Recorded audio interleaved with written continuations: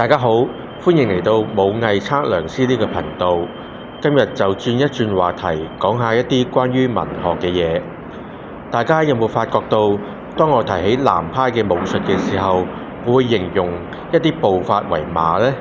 例如子午馬、四平大馬。當我提到北派武術嘅時候，我會形容為步呢？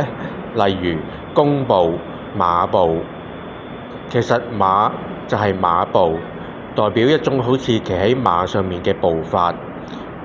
而南派其實係用咗一種叫借代嘅手法，去以一個部分代表整體。跟住落嚟，我會以南派同北派嘅武術作一個示範。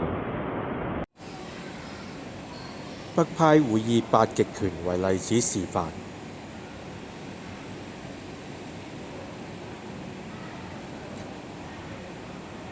蹲，八極拳嘅馬步係比較高一啲嘅。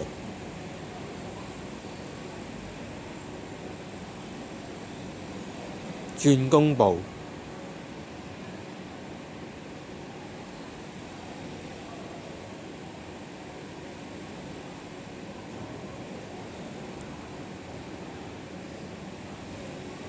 再嚟洪拳嘅四平大馬。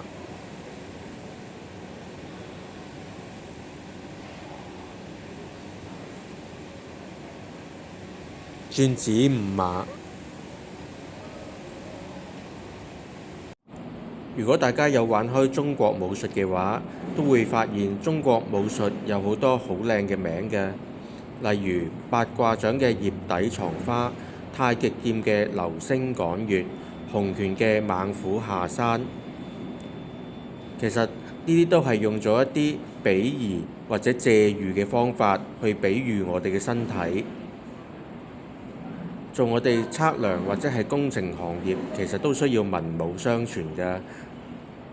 多謝你哋。